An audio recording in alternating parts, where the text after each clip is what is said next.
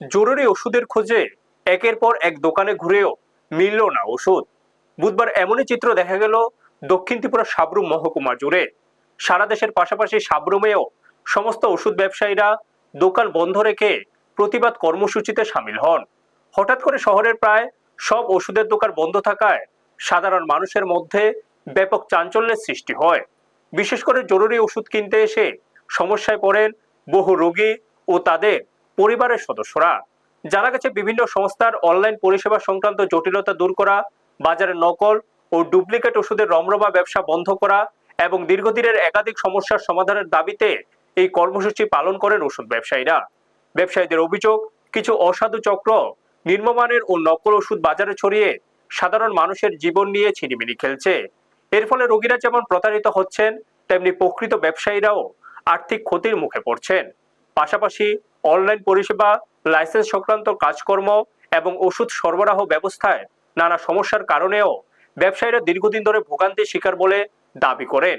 এরই প্রতিবাদে বুধবার সাব্রুমের ওষুধ ব্যবসায়ীরা একত্রিত হয়ে সাব্রুম মহকুমা শাসকের কাছে একটি লিখিত ডেপুটেশন জমা দেন। ডেপুটেশনে তারা অবিলম্বে নকল ও ডুপ্লিকেট ওষুধের বিরুদ্ধে কঠোর ব্যবস্থা গ্রহণ এবং ওষুধ ব্যবসার বিভিন্ন সমস্যার দ্রুত সমাধানের দাবি জানান।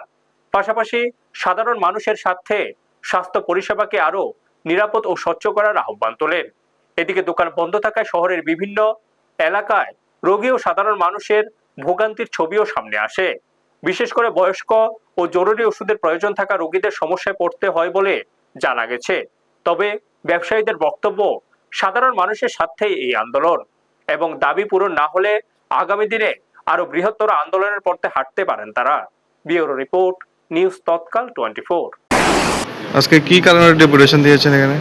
আমরা all India chemist and druggist অ্যাসোসিয়েশনের পক্ষ থেকে আর all Tripura chemist and druggist অ্যাসোসিয়েশনের সাব্রুম ব্রাঞ্চ আমরা এখানে এসডিএম এর কাছে একটা ডেপুটেশন দিতে এসেছি। কারণ হচ্ছে যে ব্যাঙের ছাতার মতো যে সমস্ত অনলাইনের ব্যবসাগুলো মার্কেটে ছড়িয়ে পড়েছে, সেই অনলাইনের তা বন্ধ করতে হবে। প্লাস যে সমস্ত কর্পোরেটগুলো অধিক পরিমাণে ছাড় দিচ্ছে সেটা বন্ধ করতে হবে এবং যে জাল ওষুধগুলো, নকল ওষুধগুলো যেভাবে মার্কেটে ছড়িয়ে পড়ছে সেটাকে বন্ধ করতে হবে।